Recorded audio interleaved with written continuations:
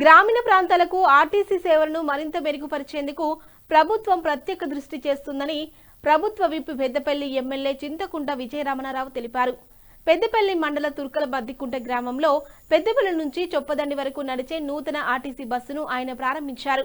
అనంతరం తుర్కల మద్దికుంట నుంచి జూలపల్లి వరకు ఆర్టీసీ బస్సులో ప్రయాణించి ప్రయాణికులతో మాట్లాడారు. ఈ సందర్భంగా పెద్దపల్లి ఎమ్మెల్యే ప్రభుత్వ విప్ విజయరమణారావు మాట్లాడుతూ వచ్చే దసరా నాటికి పెద్దపల్లి ఆర్టీసీ బస్సు డిపోను ప్రారంభిస్తామని తెలిపారు.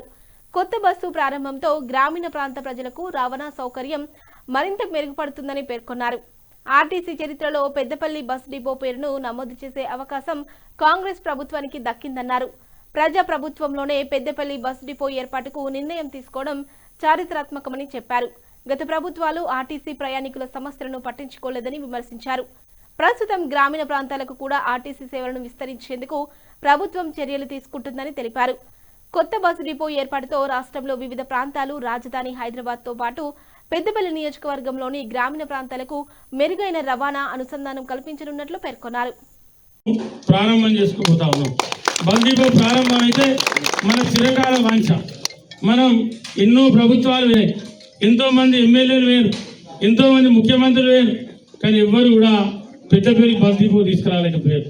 ఇవాళ నేను అడగంగానే మీ అందరి మీద, మనందరి మీద ఉన్నటువంటి ప్రేమాభిమానాలతో మన ముఖ్యమంత్రి రేవంత్ రెడ్డి గారు ఇవాళ బస్ డిపో ఇచ్చారు.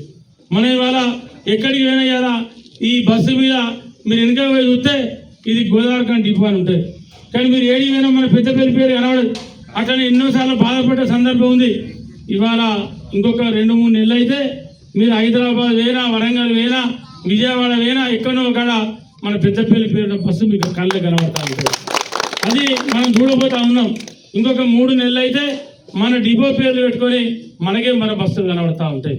మనకు కూడా ఉంటుంది కదా, సెంటిమెంట్ ఉంటుంది కదా, మనకు కూడా కోరిక ఉంటుంది కదా, అయ్యో మేమేం తప్పు చేసాం, మేమే అన్యాయం చేసాం.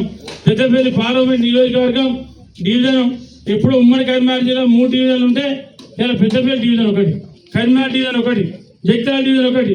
మరి అటువంటిది మనకు బస్ డిపో లేదు, ఎక్కడెక్కడో డిపో ఉందని చెప్పి ఇవాళ మనందరం బాధపడుతూ ఉన్నాం. ఇటువంటి బాధపడే తరుణంలో ఇవాళ మనకు డిపో నిర్మాణం జరుగుతూ ఉంది. 2-3 నెలల డిపో నిర్మాణం పూర్తి చేసుకొని మనమే బస్సులు వస్తాయి. ఇంకా కూడా ఏ ఊరికి బస్సు అవసరం ఉంటే ఎక్కడికంటే అక్కడికి మన గ్రామాలకి వెళ్ళి కూడా హైదరాబాద్ ఎక్స్ప్రెస్ చేసుకోవచ్చు.